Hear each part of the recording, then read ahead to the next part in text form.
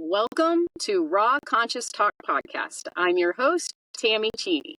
Here, I dive deep into extraordinary journeys, out-of-body experiences, near-death awakenings, encounters with the paranormal, the unseen, unexplained, and deeply spiritual.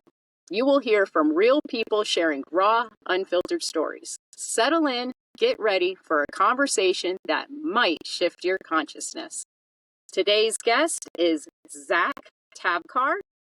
At 14 years old, he was diagnosed with cancer, which led to his inner strength.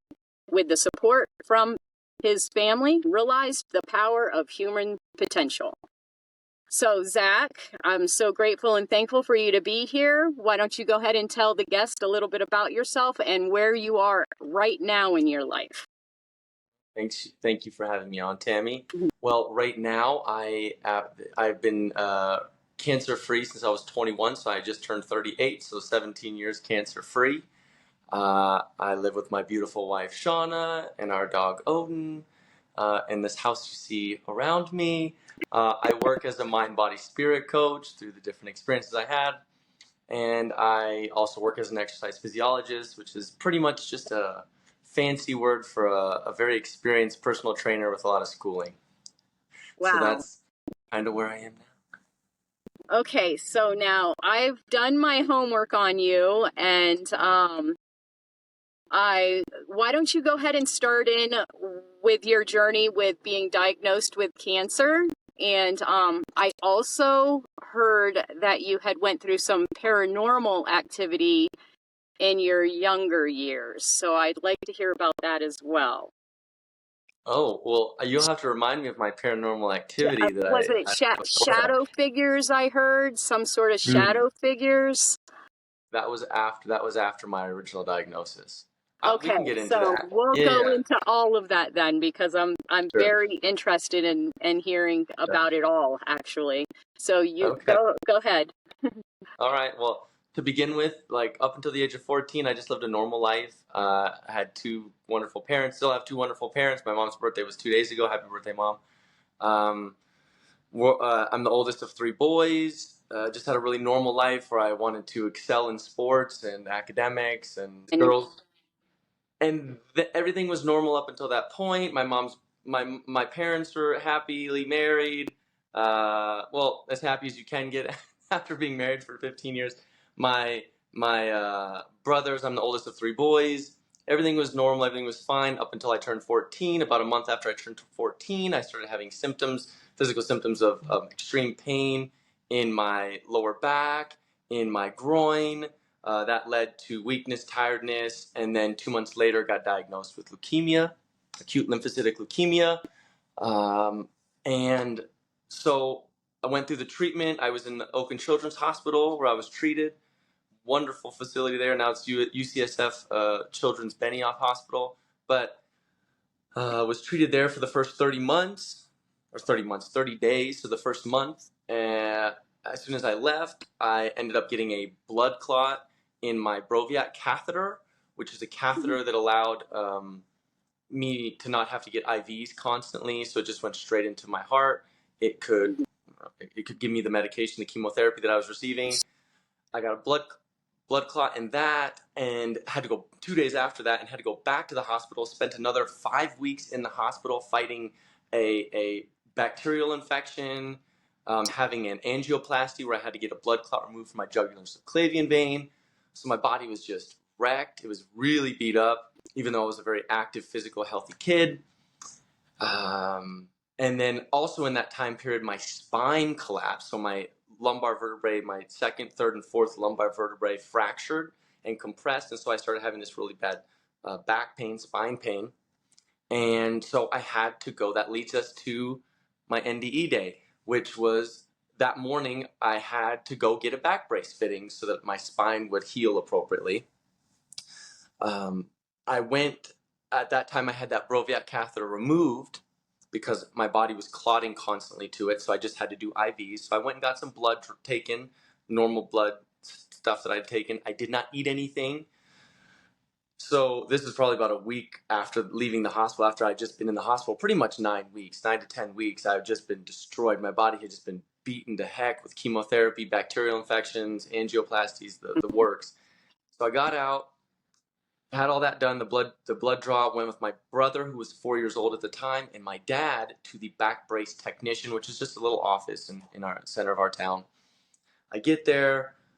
As I'm standing there, I just had to hold myself up on these parallel bar kind of looking things, and it was just to hold yourself up upright so that he could take the appropriate measurements. So my dad and him are friends from the music industry. They're talking. As I'm standing there, I start to get a little fuzzy headed, and because I had passed out quite a few times, at least about 5 times up to that point, I registered that, okay, I might be about to pass out. But I didn't say anything, and I kept holding on to the parallel bars for another 15, 20 minutes. And as time went on, I just felt like I was getting weaker and weaker, and that tunnel vision started setting in. The blackness starts to set in. It was like, oh, okay. For whatever reason, it usually took a lot sooner for that to happen, but for me at that time, it was taking a longer time period. So we finally got done. We say our goodbyes. We walk out of the office right onto the street, and I kind of book it back to my dad's truck because I'm like, I am going to pass out, and I need to sit down in this truck. So I book it to my dad's truck, which is probably still a slow walk since I was so weak at that time. And I sat on the edge of my dad's truck bed, but it wasn't the bed. It was like the lip where you could step up into the truck bed. So I just leaned forward on my elbows. My dad was kind of trailing behind with my little brother, and he was maybe 30, 40 meters away from me. And I just lifted my head up and I said, Dad, I'm going to pass. And all I remember is going out. And then I was in this tunnel of white, silvery, luminescent light. And it just felt like complete serenity, complete peace, complete freedom. And I like to describe it as I just felt like it was like a fluid almost. It was heavier than just the air that we know. It felt like it was moving around me and through me, as me, and I just kind of enjoyed it. But then I looked forward and I saw a black silhouette figure in a trench coat, and I immediately went, "Oh, that's Grandpa Joe, my dad's dad, who had died 7 years prior when I was 7 years old." And so we had this inaudible conversation. I don't remember anything except for him telling me, everything's going to be okay. You're going to be all right. You just have to keep going. Everything's going to be okay. You're going to be all right. You just have to keep going. And so after what seemed like we existed for 100 years, 1,000 years, 10,000 years in this space together, I just felt myself get pulled back. And I was in my body, and I could hear my dad's voice saying, Zach, are you okay? Wake up, Zach, are you okay? I couldn't move my body, but I could hear him, and I could hear another voice saying, is he all right? Do you want me to call the police? Do you want me to call the police? And I was able to, without like really moving, I was able to utter, like, say, I can hear you, I just can't really move right now. Like, my nervous system seemed to be offline. Like, my nervous system was not online. Whatever, my soul had not fully inhabited this vessel yet. And maybe 10 to 30 to 60 seconds later, I kind of open my eyes and I see my terrified dad's face with my brother right over his shoulder, who's 4 years old because my dad's kneeling down, and this other man. And so after a minute or two, I kind of, they helped me up. The guy was just a random bystander that had happened to see this walking while he was walking on the other side of the street. We get into my dad's car, and he took me to the healthiest place he could think of, which was McDonald's. And I do love that part. But he just needed to get my blood sugar up because I guess my blood sugar was incredibly low at that point. So I guess I didn't really have an NDE. I more had like an out-of-body experience, but it's different than the out-of-body experiences I had later in my life, which were derived from meditation. But that was that. Oh, I do want to talk about that too. I'm so sorry. I'd like to talk about, we'll try to get into your out-of-body experiences when you get through where you're going through now, because I'd love to hear about that as well. Okay, yeah, we can definitely do that. Well, then, like a week, I don't know. It's so fuzzy now, being 24 years later. But it was like about a week to a month in that time period. I want to say it's about a week to 2 weeks. I just kept mulling that over in my head, like that experience, trying to rationalize it, trying to figure it out. And at that time, I was like, this. I just made this up. I just hallucinated it. It wasn't real. And so I finally decided to tell my dad, and I was like, Dad, when I passed out, I was in this tunnel of light, and I saw Grandpa Joe. And my dad is, he gets a little concerned pretty easily, so he just, was like, oh, what did he say? Did he say you're gonna die, or you're gonna, like what's gonna happen? He's, I can only imagine what he thought. And so I said, Dad, I saw Grandpa Joe, and he just said everything's gonna be all right, everything's gonna be okay. I just have to keep going. But he was in a trench coat, and I had never known my grandpa to wear trench coats. Mm-hmm. And he goes, well, weird. And so about a week or two later, he was going through my Grandpa Joe's pictures, and he brought out a picture of my Grandpa Joe when he was a young man in Prague, because he lived in Prague. He was born and raised in Eastern Europe, and went to college, and it was in that exact same length trench coat. So that was like validation for my young mind that you did have an experience with your grandpa, but it was very real, but my mind wanted to rationalize it away. Right. So now, that's my story. A question for you. So when you were going through the process of treatments, now you also had to go through a bone marrow treatment session as well after the 30-day whatever they did at that point, the chemo for 30 days. Yep. While you were going through that whole transition as a 14-year-old, 15-year-old, whatever stage you were at that point, what was going through your mind? I can't even imagine. What was going through your mind at that time? Well, the bone marrow transplant came 2 years later because I relapsed at 16. So from the time I was 14, August of 2021, all the way until May 2022, I went through intensive chemotherapy. So that's like the 10-month induction phase. I think they call it induction or intensive, where you're really trying to make sure that you kill any cancer cell remnants. And then I was in remission in a month, but you have to fulfill that whole 10-month phase at that time. I don't know what the protocol is now, but it was 10 months at that time. And then you go into a maintenance phase. So I was in maintenance from June or May 2022 up until August 2023, when I relapsed in August 2023. And then I had to go do it all over again. I had to go into the intensive chemotherapy, and then had a bone marrow transplant in February 2024 or 2004. I keep saying 2020. 2001, 2002, 2003, and 2004. Right. So it was. But at that time, let's say when I was 14, when I had that experience, seeing my grandpa, I was just trying to get through it. I was just trying to buckle down and look at it as a way that I could have a really good story, so that I could later become a professional athlete, a professional football player, and I could inspire kids, that were going through it. Like, that was always my mindset. Like, I'm going to get through this. And I had a great, like, my parents are an amazing support system. My brothers, my grandparents, my aunts, like I just have family. Like, I hit the jackpot when it comes to a supportive family, like, so that's wonderful. Like, yay for me, thank the divine, thank God for me. But for that. So I was just trying to get through it. It wasn't really like I wasn't seeking a whole lot. I was questioning, like, why did this happen to me at 14? Why did it happen to me? What did I do to deserve this? Why didn't like I used to say all the time, why didn't a rapist get this? Why didn't a murderer get this? Why didn't somebody, if God is a loving God, which I was told and raised up with, and he's all powerful, why would I and the rest of these kids in this hospital have these problems? So that was my mindset at that time. You didn't feel scared in any kind of a way, or? Of course I felt scared. I'm not an enlightened master. I was definitely scared and frightened, but it was more of like a challenge.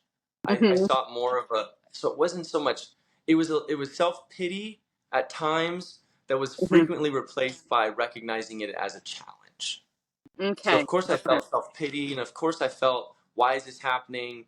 Why do I have to go through this? Why do all my friends get to be normal? Like, what did I do to do this, to deserve this? That was a lot of my questioning. But then it was often replaced by this like secondary voice, this little voice, this Mhm. inner voice that was always like, it's just an opportunity. Like you can do, like use this as a stepping stone. Use this as an obstacle. And that Mhm. was framed also that way by my parents, by my family members, by the Mhm. nurses, by the doctors. Like you can overcome this. You can do, So it was this Mhm. constant encouragement, and so that just shaped my frame of mind. Mhm. And who do you think the inner voice was? I know now that that's like, I would just call it my inner being, or this council that I occasionally speak with called the Council of 11, who I had the Mhm. opportunity of speaking with directly 2 years ago when I was doing a hypnosis session. Like somebody was facilitating a session on me and Mhm. they just came through. So it was that voice, it was my inner voice. It was a collection, it was a collection. It wasn't just a singular voice, it was a collection Mhm. of all the spiritual support that I've received my whole life, that we all receive. Mhm. So now at 16, you relapsed, or is that what it's called, relapsed? Relapse, And yeah. you had came to a place where the doctor had said that you had a 50-50 chance at that point, and you found yourself, I guess, looking at yourself in the mirror and having a conversation. Did you come to peace with that feeling that you could possibly die, or what was the feeling? That's a super good question. Yeah, it was about a month before the bone marrow transplant. So this was around Christmas time, New Year's Eve, New Year's time, around 2023, 2024. The feeling was, yeah, I just have to accept that it was like an acceptance, but an obstinance where I wasn't going to let that be the outcome. Mm-hmm. So it was this paradox where I had to accept it. Like this is the data, right? The data is, if you relapse at that time in 2003, if you relapse, you needed a bone marrow transplant for leukemia, and you had a Mm-hmm. 50-50 chance of surviving that. So I just looked in the mirror and I thought, you have a 50% chance of dying or surviving. And it was just, you have to, I had no choice. I have to accept it. Um, there's no other option. And also, this isn't going to be my outcome, Mm-hmm. if that makes sense. It was a Mm-hmm. weird paradox. It was yes, you must accept this, but this inner voice push saying this is not going to be your outcome. Right, So having right. to kind of follow that intuitive nudge, that intuitive push, where it was, have your clear vision and know you're going to get through this. It's just going to take some time. Mm-hmm. And then that reiterates from my grandpa, right? Everything's going to be all right. You're going to be okay. You just have to keep going. Right, Just take right. one step at a time. So that was the feeling at the time. It Mm-hmm. was still, I was afraid. Like I knew I could die. I was like, there's always going to be fear, but Mm-hmm. I like where they say fear is not real, danger is real. So like Mm-hmm. understanding that at the time, I didn't understand that yet, but I knew that it was. I was telling myself different stories. Mm-hmm. One story was I could die. That's 50% chance. The other story is I could survive. But Mm-hmm. I, instead of clinging to the I could die story, was I'm going to survive story. And it's like, Right, yeah, right. that And was you just, stuck to that. So yeah. now,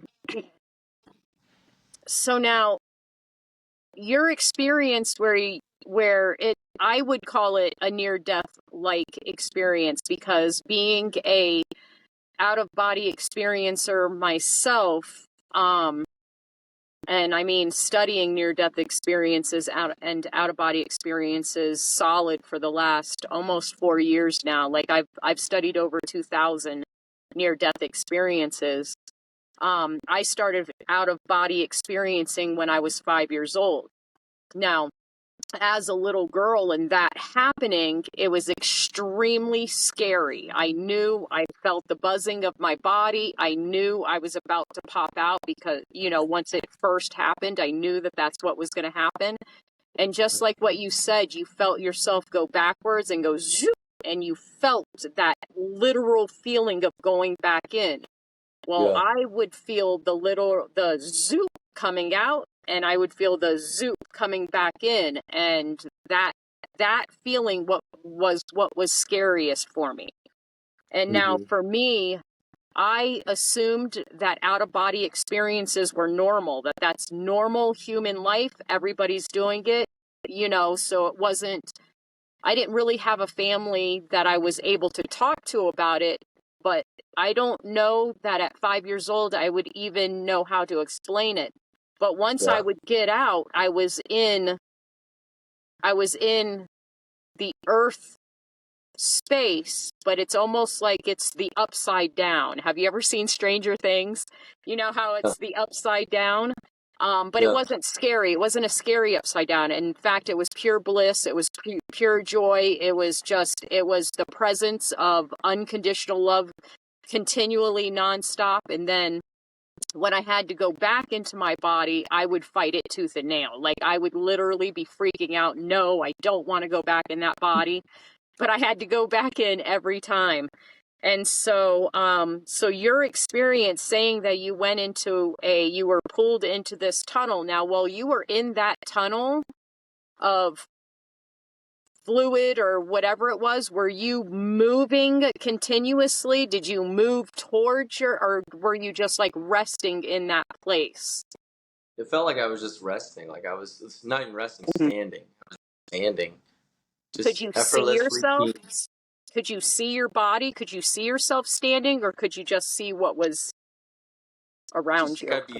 Just kind of like what I would be seeing with my own eyes right now, like we'd see outward of us. Like I could look down, but I didn't look down, and I don't have any recollection of that. Mm-hmm. Yeah. And So I but just have the recollection of being, and seeing. So it's almost like just awareness. Like I probably had a body or some type of form, but I don't have any recollection of that. It was more like I just felt myself as this moving light that I'd equate with fluid that were you was like more like around. one with it? Were you more Yeah, like you were completely. it? You know what I Completely mean? one with it, separate from it, but also is the paradox, separate from it and equally it. So Okay. that's the paradox. I was Mm-hmm. separate from it. I could understand myself individually as separate from it and still connected to it, still with Mm-hmm. it, still made of the same substance. Mm-hmm. And so your grandpa, you could see your grandpa, he was in a trench coat. When you saw him, did he look like the same grandpa that you remember seeing 7 years back or whatever? Exact He was a same lot younger. age? Okay, he was No, younger. he was a lot younger. He was a younger version of himself. Mm-hmm. A very handsome, dapper, young version of himself. Like he And was still a handsome guy. was he fluidly He looked formed tangible or too. solid? He looked solid. He looked tangible, just like you and I would look, just different. Mm-hmm. Yeah, And it's not. It and wasn't like. and Go what ahead. made you think it was your grandpa, being that you were so young? Was it a feeling? Did something speak to you and say, this is You just. grandpa, or you just knew? I just knew it was him, and he looked exactly like him. So, but you could feel the energetic signature. Somebody walks in the room, and you feel somebody's really positive. Somebody's got a lot of power behind their, or somebody's really negative. Somebody's really down, really depressed. Same exact thing. Like you can feel someone's signature. You just Mm-hmm. know when your person is walking around. You can feel your partner. You can feel your dog. You can feel like it's the same. Mm-hmm. It's the same exact feeling where I could feel him and I saw him and recognized him. So it was that same kind of like I recognized his energetic signature and I recognized him physically, or what you would call physically, tangibly. Right. Yeah. See, I see that more being more like a near death experience, because you don't Yeah. technically have to be dead. Near death, Right.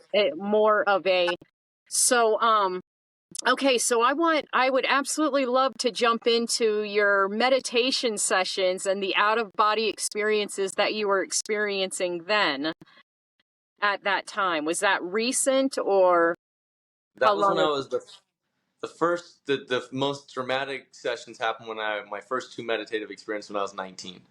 Okay. So I was finishing up my treatment. I was done with all the chemotherapy radiation, but I still had 2 more years until I was technically cured. So it's Mm-hmm. 3 years after my bone marrow transplant. But I had just read the book Asking It Is Given by Abraham Hicks. Mm-hmm. So they reiterate constantly in the book, like the meditation is the most powerful tool you can use to attract the life you want. And at that time, I was really out of power. I felt like I was totally out of control of my life. I had eating disorder because I needed control. Doctors kept telling me I had to be on this medication. My body kept getting this thing called graft versus host disease, where the new blood cells from my donor were attacking my tissues. So I was just really, it was just a shitstorm, to say the least. And I felt very out of control. So I was like, you know what? I'm just going to meditate. I'm just going to do what it says in this book. I'm going to put a timer on for 15 to 20 minutes. I'm going to close my eyes and sit in my parents' lazy boy, and I'm just going to focus on my breathing.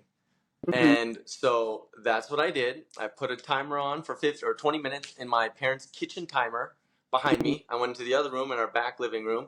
I went on the lazy boy. I put my hands up, palms up, and just closed my eyes and started feeling my breath. And I initially started by counting my breath. So I just went 1, 1, in, 2, out, 2. So it was just mentally counting my breaths. And then that stopped pretty quickly. And then my breath started to just feel like I was really just breathing in through the nose. Like just feel the nose and then into my belly. And then my hands started going numb. Okay, my feet started going a little numb. And I was like, okay, this is weird. And then in the back of my mind, I kept thinking, well, maybe the voice was telling me, just keep focusing on your breath. Keep focusing on your breathing. Keep focusing on your breathing. And so I did. And then all of a sudden, the breath started to change. And it started to move faster. So instead of just being a normal in and out, it was a... Excuse me.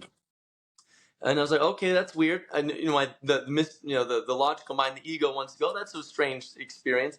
And I was like, and then that kind of voice stopped. Okay, keep focusing. And then it started getting faster and faster and faster. And as it kept getting faster, my body just seemed to the energy just seemed to soak up inward, where I couldn't feel my hands, I couldn't feel my arms, I couldn't feel my legs. All I could feel was the tip of my nose.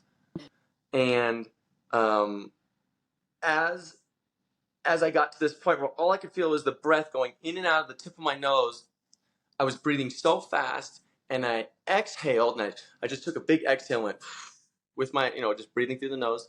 And then I inhaled, and I expanded to the size of my house, and I exhaled, and then I inhaled, and I became the city of Reno. Exhale, became the whole state of Nevada. Exhaled, and I just kept expanding to the United States, the world, the galaxy. And then all of a sudden I could feel myself in the center of what I would call the universe. And I could feel myself as absolutely nothing, just observing all that was around me and extending outward as everything around me. And it was like I was in just a gap, like the universe. Like I was just looking around going, I'm nothing, but I'm everything. It was this weird paradox. And so I just sat there, feeling this openness, this freedom, just enamored with the space. I wasn't thinking, I was just there. I was just existing. And I don't know how long I was there, maybe 5-10 minutes, but it felt like forever. And then I heard in this so distant, beep, beep. Oh no, the alarm. What is that noise? Yeah, right. And I was like, oh my gosh, my body's still at my parents' house, my house. I raised my house at the time, my parents' house. So just as I had expanded outward, I contracted back down the same. But this time it just kind of happened naturally. I didn't breathe with it. It just kind of contracted back down until I felt myself back in my body, but I could not move anything. I was my nervous system, just like the time that I passed out and had that near-death experience with my grandpa, I could not move. And I inwardly panicked a lot, and it's like, what's happening? I'm like, it's okay, just relax, just keep breathing, focus on controlling the breath, and maybe that'll come back online. So eventually, after 5 or 10 minutes, the timer eventually just stopped. I could feel the sensation in my fingers, I can feel the sensation in my toes, and oh, thank God, I almost lost my mind. And I was like, I'm frozen, I'm stuck here like this forever. And everything came back online, and after that, I just kind of opened my eyes and went, I need to do that every day. That was something else. So then what did you feel because I know from my out of body experiences, it was I just felt pure oneness, pure unconditional love, just pure, everything was just so pure and good. What do you remember feeling? Any type of be honest, I didn't feel an emotion other than deep, deep serenity. Mm-hmm. You know, deep serenity or bliss, maybe bliss, pure Bliss. Yeah. nirvana. You Mm-hmm. know, pure bliss. And it's not like a positive bliss where you're just in the state of elation. It was this deep serenity where you feel, like you said, oneness. I felt myself, but it was weird because I felt myself as everything and as nothing. Mm-hmm. And I couldn't, like, my conscious brain can't really compile what that means, but I felt that. And in that state of unity with everything and simultaneously nothing, I felt deep serenity. I felt bliss. I felt this complete freedom and emptiness. But it wasn't like a positive, joyful, oh my God, this is so wonderful. It was just, it was like the most refreshing breath in and breath out. You know, it was just Mm-hmm. bliss. And so that's how that's how I felt. Mm-hmm. So now I almost skipped it, but I wanted to go back. Maybe I'm going back, or maybe it happened forward. But you had spoken about seeing shadow beings. Okay. That was right around that same time, a little bit before that. So it was a little Mm-hmm. bit before I started really delving into meditation. And I only Mm-hmm. saw one, but it was when I was healing from my bone marrow transplant, and my little brother and I, we used to ride our bikes about 3 miles to like an arcade, and we would play on Friday nights. We would play pool or billiards. Mm-hmm. And so we went one night, and my parents were working, and my other brother was with his friends, I think. So it was just the two of us. And I put my brother to bed. It was probably midnight. And I walked back into my room. And in the corner of my room, where my desk was, I saw this shadow being. And all it said was, "Psst," just like like, hey.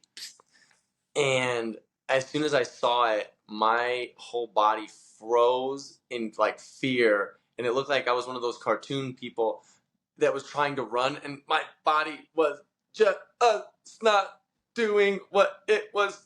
And I was like, my brother's name's Jake, my youngest brother. And I said, Jake. And I like tried to run down the hallway, but I was not running. I was like the slowest motoring experience, like thing I've ever experienced in my whole life. So it was just a weird, funny experience. It wasn't nefarious. It just didn't. It freaked me the heck out. I was Mm-hmm. not ready for that, and that was the only time I've seen anything like that. Well, shadow beings, at least. And Mm-hmm. there was another time when I did a hypnosis session when I spoke with the Council of 11. And that is when I saw similar shadow beings, but they had like yellow, orangish eyes. And then as the session continued, they became more tangible. They looked like Greek gods in tunics, or Mm-hmm. tunic. So that was Mm-hmm. the only So other shadow what do beings. you think? What do you think that shadow being was? No idea. Honestly, I've What, never really thought about it. I was just it just like a black shape, and that was it? You yeah, couldn't see a face, you couldn't see eyes, you couldn't see nothing, just a shape. just a shadow figure, black shadow figure that looked like a body, Mm-hmm. and went. Psst. And that scared me enough to know my nervous system did not like that. Yeah, Yes, I don't right. know what that You was. just Maybe it was just a. automatically knew that that there must have been some sort of negative energy that was connected to it, maybe to respond like that. I don't know if it was negative energy. I think my nervous system just wasn't ready for that. Mm-hmm. At that time when that happened, I had not yet. I was still asking a lot of questions. Mm-hmm. I had not. I had that was probably 4 years prior that I had the near death experience with my grandpa, but I still was trying to figure out who I wanted to be, what my religion would be, or my spirituality would be. I started finding myself more drawn to Buddhism and Taoism and Hinduism, like Eastern Mm-hmm. religions. Um, but I still had this idea that there was like a dark force. So I think maybe my brain it wasn't an actual negative entity, because if it was, I think I would have experienced it again. What I Mm-hmm. think it was just an entity, a spiritual being that was coming forward and wasn't going to be like shining bright light, in my room or whatever that we all want to see in our minds. And instead, it came in a darker form, and my nervous system wasn't ready for that. Mm-hmm. Now, do you believe that there are not so much as believe, but do you see it as though there are negative dark energies and positive light energies? My opinion on that is everything is an expression of God, or everything is an expression of spirit, right? The Alpha and the Omega. So Mm-hmm.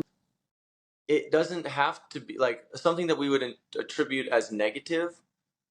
Oftentimes, I think is just like a missing frequency, a frequency that's just not attuned to the divine, to spirit.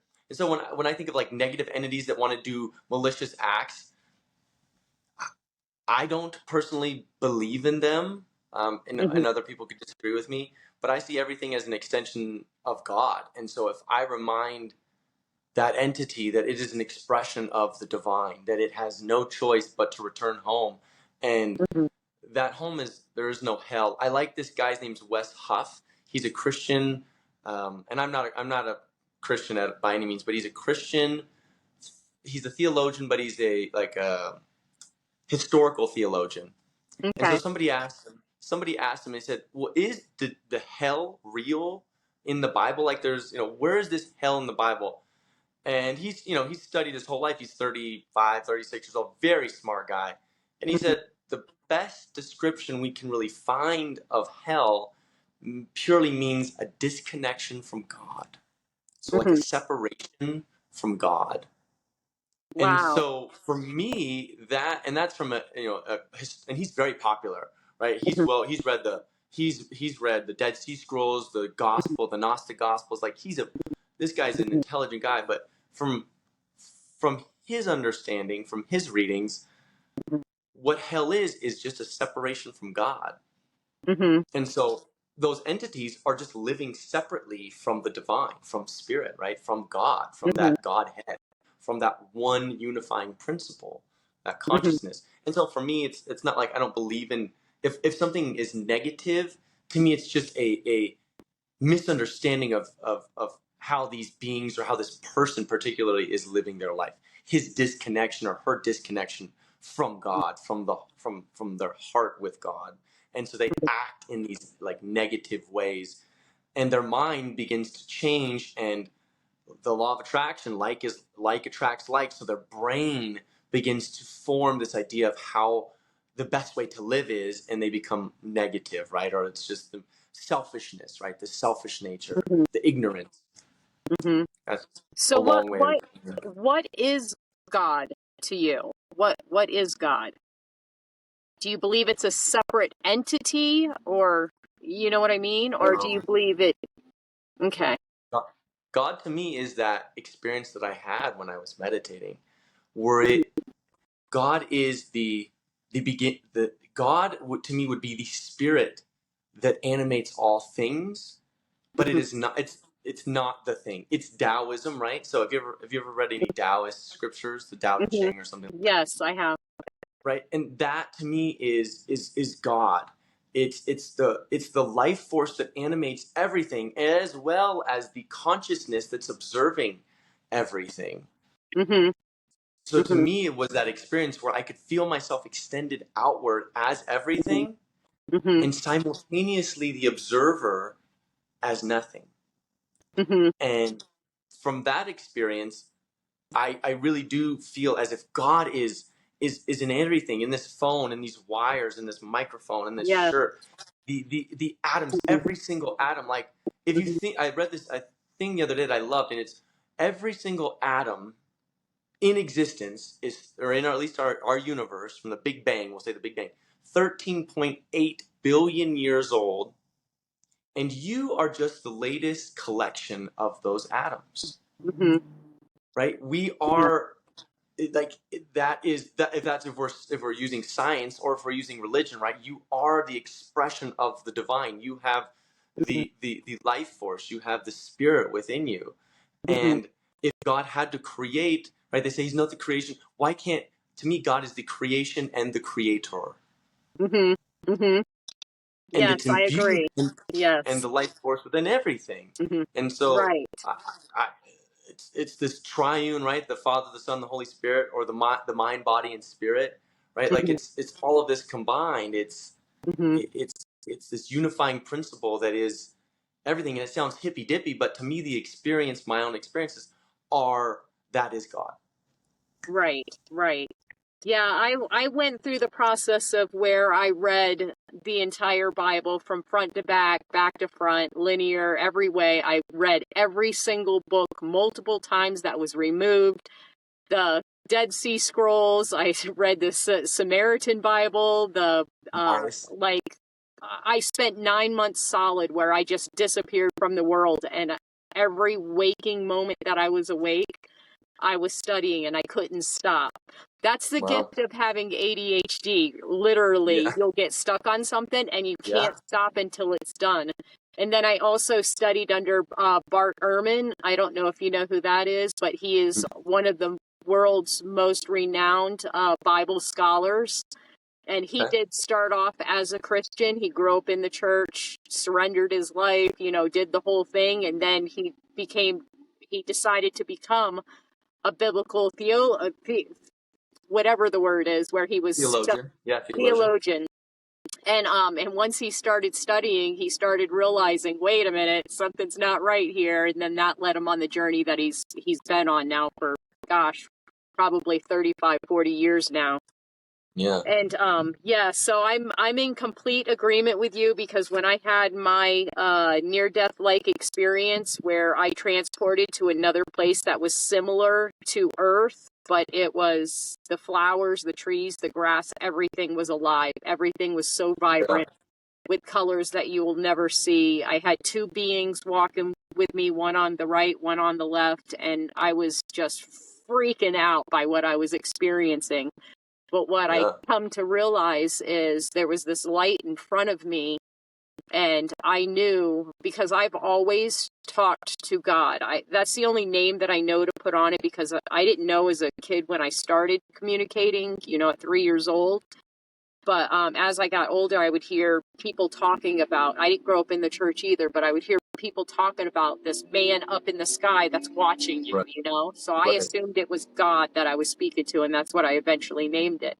But in that experience, I realized that God is in everything. It's through everything. It's in everything. Every bit of living life that's in anything, whether negative or positive, whether they are negative entities, beings, humans, whatever, God is in them and through them. Because for me, no matter what anybody has ever done in their life, no matter how evil and heinous they are, I can still see a spark of light inside them.